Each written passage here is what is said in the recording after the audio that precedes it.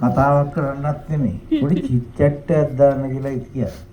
ඒක කොතනින් පටන් අරගෙන කොයි මාර්ගයේ යන්නද කියලා හිතාගන්න බැරි නිමේෂයක තමයි මේ මයික් එක ඉදිරියේ මේ විදිහට කතාව පටන් ගත්තේ.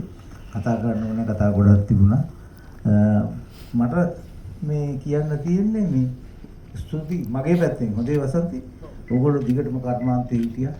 මෙතන ඉන්න අපේ සමකාලීනයෝ සනත් මැණික් සංගීත ආදී ඒ සියලුම දෙනා කර්මාන්තේ හිටියා. මම මේක 1996 දී දාලා ගියා. ඊළඟ සාමාන්‍ය මිනිහෙක් කියලා බොහොම දුෂ්කර ජීවිතයක් ගත කරගෙන මගේ විශ්‍රාම දිවියට එන මොහොතක තමයි මේ කෝල් එකේ ඉන්නේ මේ ඔබට එන්න පුළුවන්ද මේ කොහෙද කෑස් චිත්‍රපටි උඩට කියලා මම නිකන් තක්බීරලා කල්පනා කළා යකෝ මොකද්ද මේ වෙන්නේ යන්නේ කියලා. ඉතින් මේ චිත්‍රපටිය නැවත ඉක්ුණා විතර නෙමේ මගේ පැත්තෙන් ගත්තම මගේ ජීවිතෙත් නැවත ඉක්ුණා වගේ එකක්. ආපහු නළුවා වෙලා ටීවී ඉන්ටර්විව් ඇවිල්ලා නිකන් පිපිලා එහෙම එකක් එනවා. ඒ ගැන සියලු දෙනාට ස්තුතියි.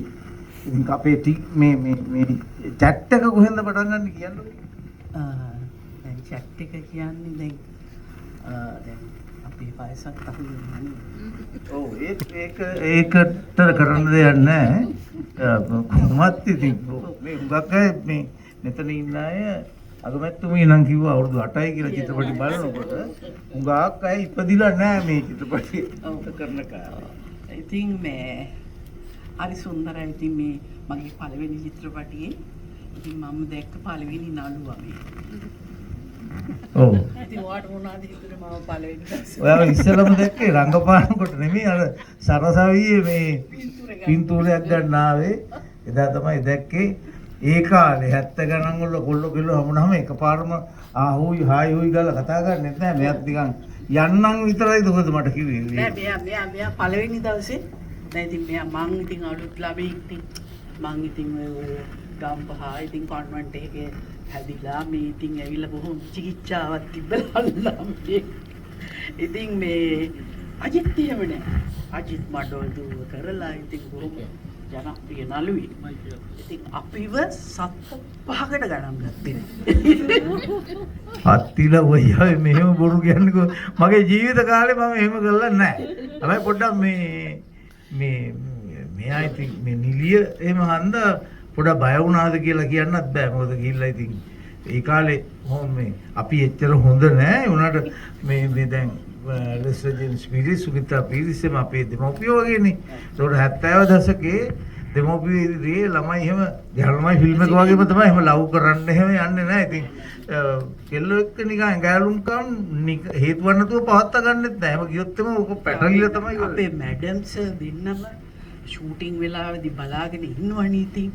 හැබැයි ඉතින් ඒගොල්ලෝ සීන් එකේ හිටියට zoom lens එක දාගෙන ඉන්නවා අපිට.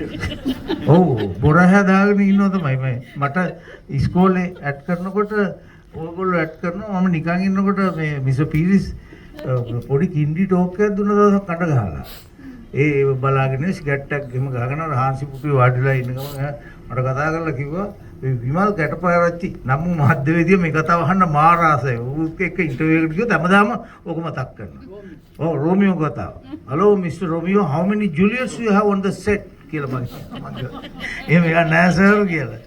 හැබැයි ඒකම දුන්නා මේ ලොකු පණිවිඩයක් මම හිතන්නේ රංගන ශිල්පීන් සියලු දෙනාටම මේක මාරයි. ඔව්.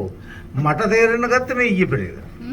මම ඒ කාලේ ගණන් ගත්තා. එයා කිව්වා තමුසේ මඩොල් දුව ඇඩ් කරන කාලේ මේ හරි රංගපෑ වගේ ආයේ ජීවිතේට ලස්සනට රංගපාන්න බෑ කියලා. මම ඇයිසෝර එමු කියන්නේ කියලා. ඒ කාලේ තමුසේ ඇක්ටිං දන්නේ නැහැ. ඒක හන්ද තමුසේ ඇක්ට් කරේ නැහැ. දැන් තමුසේ ඇක්ටිං දන්නවා. ඒක හන්ද දැන් තමුසේ ඇක්ට් කරනවා කියලා. මම බැලුවා මොකද දැන් තමයි මේක මට තේරෙන්නේ මේ ඇක්ටිං කියන්නේ doing nothing on street කියලා. ඉතින් මමයි වසන්ති මේ කෑන්ස් චිත්‍රපටි වලේ ගහනමයි බලලා කතා කළේ අපිට දැන් මේ චිත්‍රපටිය ඇඩ් කරන්න දුන්නා නම් අපි දෙන්න නායි කියලා. ඒ කියන්නේ අපි දෙන්න රංගයි.